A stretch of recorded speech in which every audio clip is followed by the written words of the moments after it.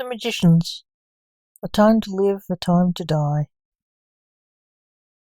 In his office in the afterlife, Mortimer, the king of the Grim Reapers, sat in his human form, reading and signing papers. He was listening to The Scientist from Coldplay's album Rush of Blood to the Head.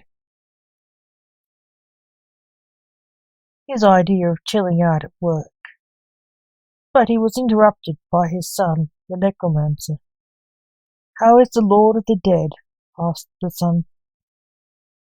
"I am not the lord of anything, Lance," grumbled Mortimer. "Why do you have to have that noise on?" said Lance, who, unlike Mortimer, was not a fan of the music. "Philistine, go away, I'm busy," hissed Mortimer, turning off the music playing on his phone. Lance looked piqued. "Take off that mask and tell me how you really feel," said Mortimer. "What do you want?" Lance tore off the mask he was wearing as a disguise. He wasn't happy. "What is it with you and paperwork?" asked Lance. "I hate it," snapped Blake. "You psychopath." "Not a psychopath. I hate killing." "You are, if you think I like it," said Lance, who was the assassin of fate. But the police called him a serial killer. "You do a good job of acting like one," moaned Mortimer. "And you act like a pen pusher," said Lance. "It's not me, it's Dante. He's a slave driver," moaned Mortimer. In walked Dante, Mortimer's assistant. "Mortimer, go back to work. Your work is important. Go away, necromancer." "Haven't you got somebody to kill?" ordered Dante. Lance looked at Mortimer, who looked at him pitifully. Lance stormed off. These were the last words the father and son spoke in his life. The son was soon after murdered by another assassin, out of vengeance. For a gangland godfather, Lance had killed for fate. Lance did not die alone. His killer was found dead with him in the early hours of the morning by a jogger on an early morning run. "Sarge, we found the necromancer,"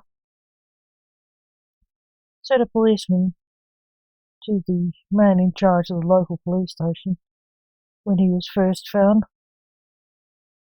"Where is he?" asked the sergeant. "I took him to the morgue," said the policeman. "The morgue?" said the puzzled sergeant. "He's dead," said the policeman. "Oh, who killed him?" asked the sergeant. "John Steele. He was a hitman. I think it was a gangland hit, because the necromancer killed his boss," said the policeman. "How do we know the killer?" said the sergeant. "We found him dead near the necromancer," said the policeman. "Do we know who the necromancer was?" asked the sergeant. Yes, it was strange. "I wouldn't have believed it if I hadn't seen his face myself," said the policeman. "Well, who was he?" asked the sergeant. "Lance Alexander Sr., the magician called the Enchanter," said the policeman. "Sarge, why are you crying?" "Lance was my great-grandnephew," said Sergeant Reynard Alexander. The sergeant disappeared into thin air and appeared in the morgue, where he found the coroner crying over the body of a dead man. "I slept. I thought you'd be upset," said Reynard, still crying. "How did you know?" asked Blake, the coroner. We sent him to you, I hear, Mortimer, said Reynard, hugging his grandnephew, who shuddered. Do you know who I am? Said Mortimer, the king of the Grim Reapers. The necromancer was your son, as was Lance, said the crying Reynard. What are you going to do with me? Asked Blake. You're a dead man, so you can't be the leader of our people, said Reynard. Yes, said Blake. You need friends, not enemies now, said Reynard. Thank you, Uncle Ray, said Blake. Blake, can I have a word with you? Said Dante, walking into the room. What do you want to say to me? You can say in front of my Uncle Ray, said Blake. The Angel of Death is free. He killed the killer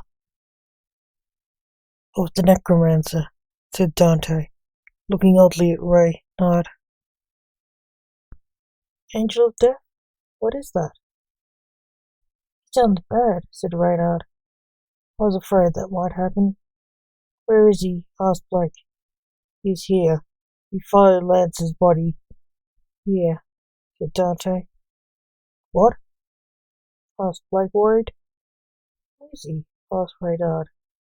The dead Reaper's soul, said Dante. You don't have souls, said Reynard. Only one will ever have one, said Blake. He's the darkest of the Reapers, a loner who knows nothing but death, said Dante. He was a horrifying killer in life, but in death is worse. He has no mercy or conscience to stop him. He is said to be the god of death, the ruler of death and the dead. He is higher in rank than even Mortimer. Does he like the soul? Asked Reynard. Yes, said the grieving father, unsure what to do. Does he want? Asked Reynard. Lands, I suppose, said Blake. What for? Asked Reynard. I don't know, said Blake. Can he be stopped? Asked Reynard. No, Blake said. We should take his body somewhere else. You wouldn't want anything good to happen to Lance, said Reynard. We can't escape him. Wherever we go, he can go. Said Blake, frustrated. You can't travel in time, I think. Into the portal, a voice coming out of the swirling portal that just appeared near them. Blake picked up his son and walked into the wormhole. In time. Dante and Reynard followed him. The moment they were gone, the Angel of Death arrived. He saw the portal disappear. The brother, hissed the angel bitterly. He's trying to break in here, said Tempest. The voice of the portal's owner. A dimension away. Why does he want Lance? Asked Blake. Who knows, said Tempest. I thought you'd know, said Blake. I don't, said Tempest.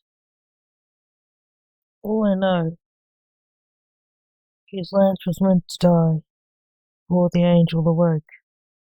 Oh, so the angel was meant to die with Lance, said Blake. Yes, said Tempest. I'd rather live with Lance than without him. So I won't take you to kill him, but to save him. He may be a pain in the neck, Blake said, crying, but he's my pain in the neck. I love him and miss him. Will the angel get in here? Asked Reynard, remembering their bigger problem. Yes, it's all a matter of time, He has my powers, just like Lance's son. He got his visions from the angel, said Tempest, the timekeeper, the master of time. Lance's son saw only visions of doom. Where should we go?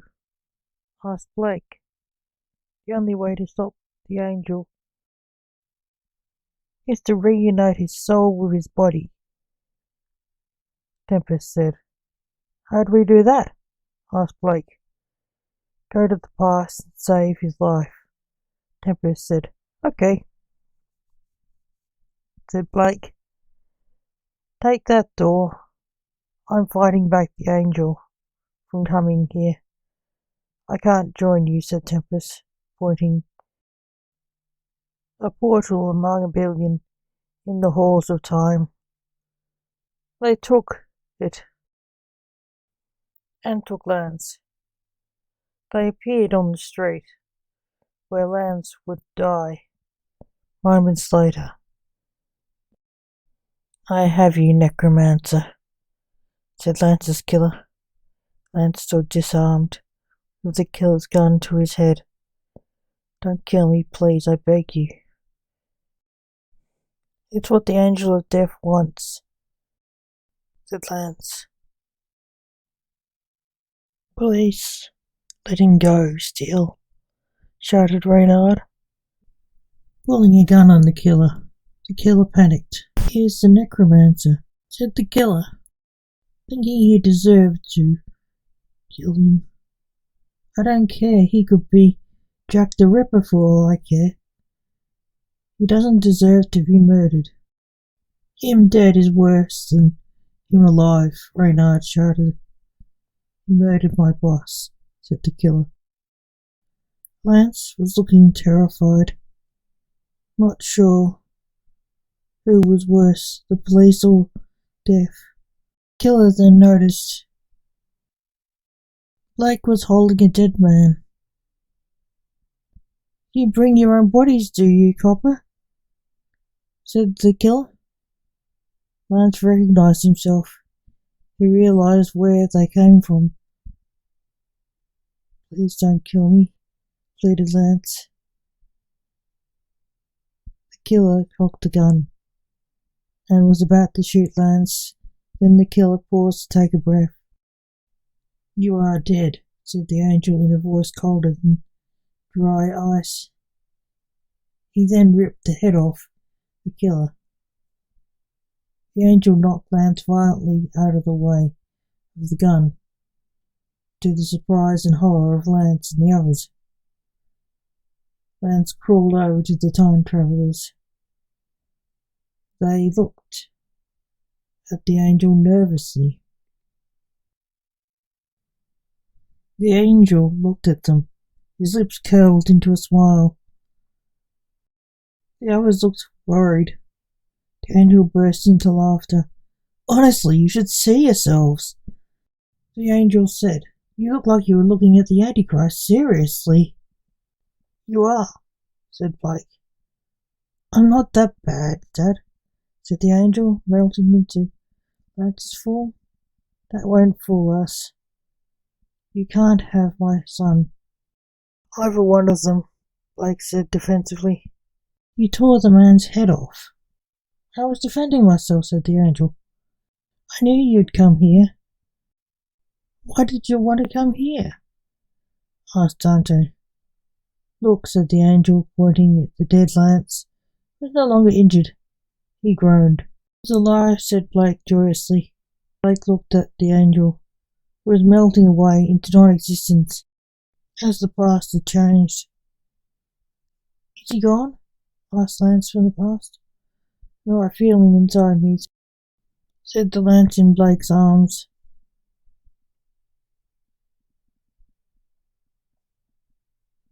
Wonder if Tempest is alright, said Blake. Can you put me down, Dad? Lance felt uncomfortable being carried around. Not until we get home, said Blake. He didn't want to lose him again. A wormhole appeared out of thin air. Temp's alright, said Lance. who was thinking Blake was getting too clingy for him. The time travellers entered the portal and were gone. Lance thought Blake was acting strange even for him. He must have wanted to keep Lance close to him so he could do some paperwork when they got back home.